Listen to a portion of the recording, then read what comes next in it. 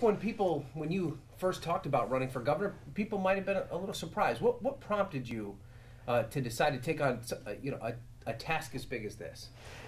Most people were saying that they thought it might be a stunt, but it's not true. People don't even realize that I have a big history and passion for politics in Virginia.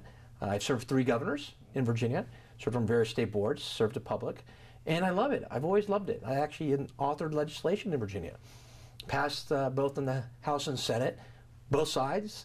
So, I have a lot of history in serving Virginia and being involved and helping small businesses in the Commonwealth, and I'm excited to do it. What really got me started in politics was my business in Virginia was being attacked. And it wasn't just my business, they were attacking all small businesses and farms. And I just had to fix that. So I decided to rewrite the law. And then I found myself involved in politics before I knew it, and I got the bug. And that's really the first hour. And that's when the bill passed, and it passed unanimous.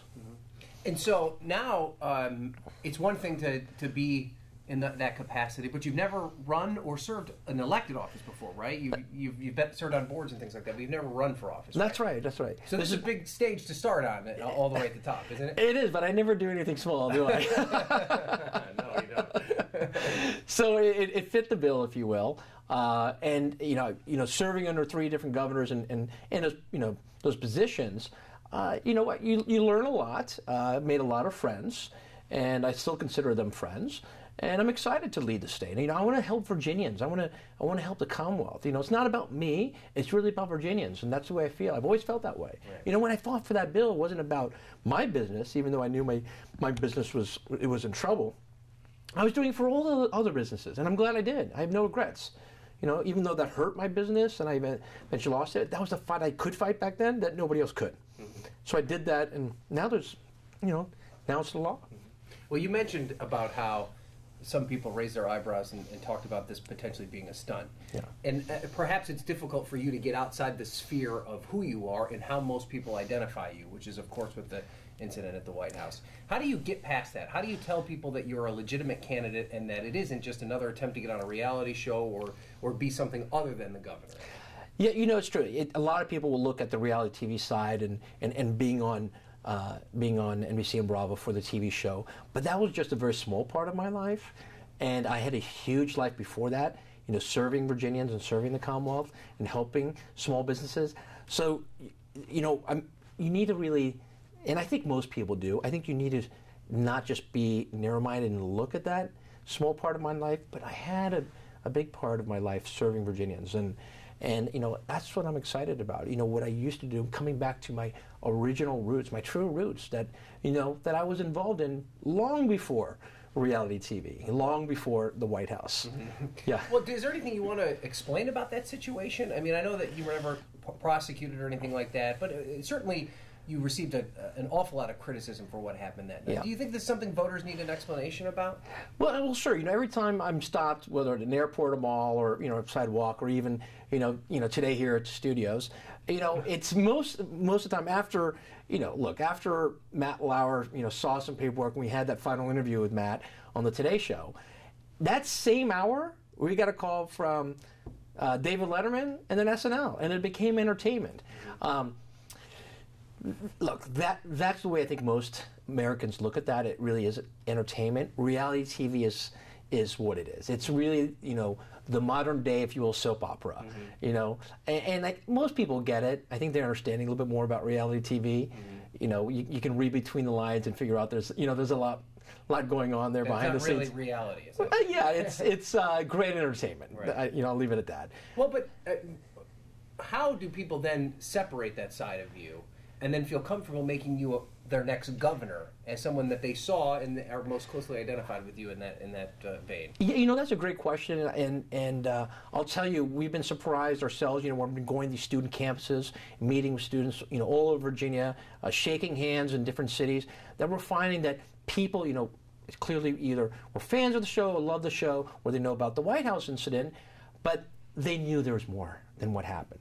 You can't sneak into the most well-guarded institution in the world. It just doesn't make sense, right? So, people realize there's more to it.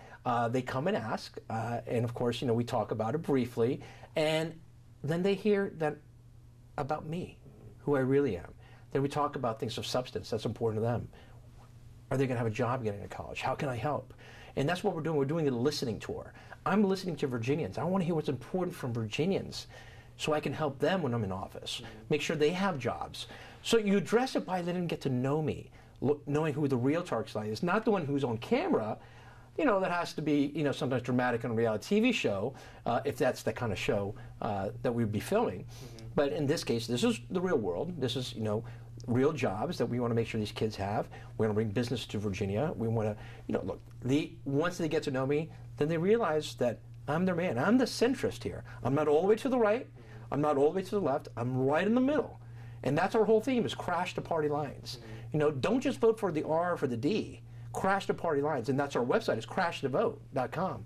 So, and we're having a great time with that. We're finding that there's a huge amount of support, especially among the youth. We're also, working with the Latino community and the minority communities. And we're paying attention to everybody. We're listening to everyone. That's important.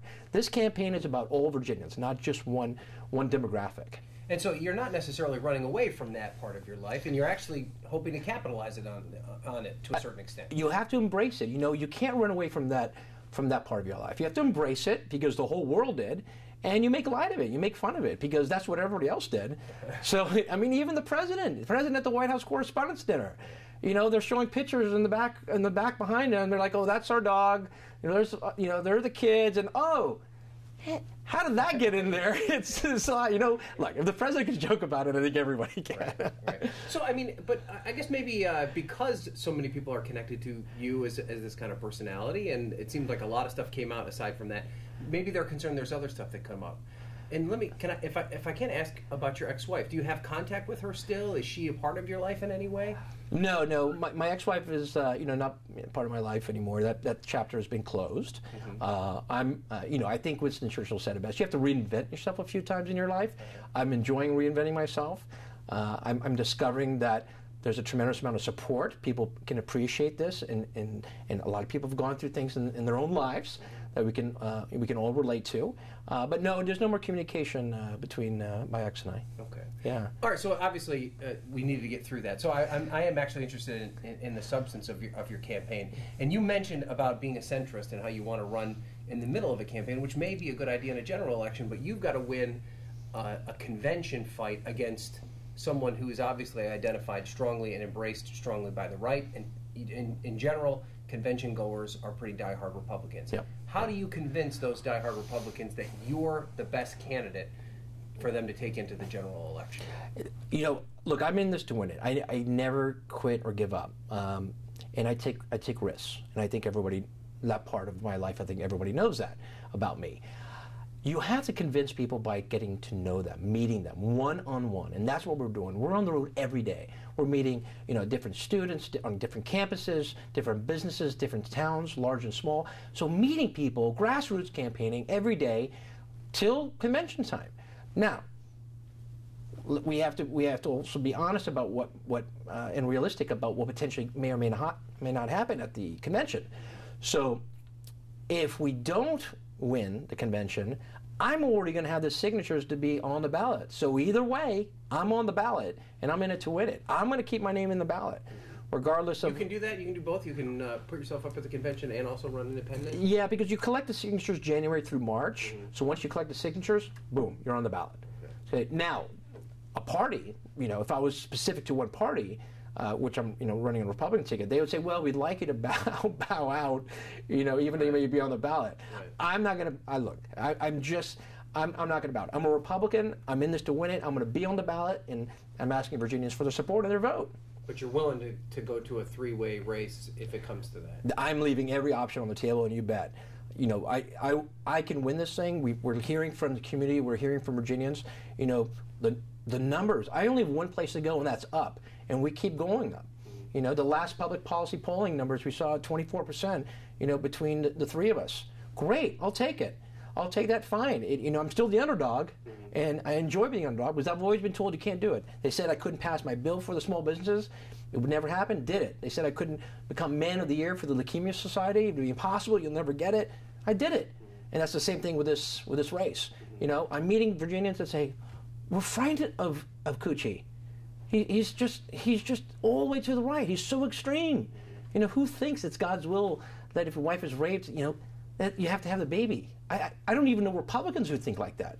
I don't know any Republicans who think like that. Apparently he knows some. You know, and then, you know, you got McAuliffe all the way to, you know, the far left. You know, I like Terry. Terry's, you know, I worked on one of his steering committees for DNC's Rock the Vote. So, you know, I'm a man that's worked with both parties, you know, and I have a proven record of that. So, you know, I'm in this to win it, and I'm looking for Virginia to, you know, support me in the race. All right, let me just tick off a couple of issues, just to, since this is our first time getting to know you as a candidate. Where do you stand on abortion? Are you pro-life, pro-choice? Look, there's no question how I feel. Like, I just don't think the government needs to be involved in the bedroom or the church. I believe in women's rights. It's the right of the woman to make a choice about her body and her health. The government doesn't need to be involved in that or love or relationships. This is no business. Same-sex marriage, then, too, you're okay with? Yeah, I am. Yeah, okay. I am. And Second Amendment, where do you stand on that? Do you think we need better gun control laws, or? No, I'm pro-guns. I'm pro-guns, and you know, I own you know, guns myself on my family farm. You know, so no, I am definitely pro-guns. Okay, and then what about taxation issues? Do you think that perhaps high-income earners deserve to be or should be paying a little bit more to help us out, or do you think that taxes should be held at a low rate across the board? No, I believe in low taxes. Just period. I don't want to see more regulation and more taxing, you know, happening. It's just everything I'm against. This is overregulation. You know, I want the government to get out of people's business and out of people's lives. You know, I can deal with that because especially passionately, because, you know, I'm a victim of that. You know, as many Americans and Virginians are. I want to see more jobs, less tax, and less litigation. I mean, my opponent's spending all this money litigating against everyone. You know, he's spending your money. You know, what's the point? No, I'm against all that type of overregulation and overtaxing. And then finally, let me ask you about the type of resources that you're going to have to run this campaign. It's going to take. I mean, last gubernatorial election, they spent somewhere in the range of $30 million roughly to win the race. How much money are you going to be able to tap into, and are you going to be able to compete with the major parties, especially if you run on a third-party line? Yeah, you know, it's going to be an interesting race because you know, my opponents have some, you know, major years in big Rolodexes. We're going to be doing grassroots efforts. We do have some pledges, commitments at larger numbers. You know, we know it's going to take about $20 million to win this race, maybe more. But you know, we have some advantage to our side.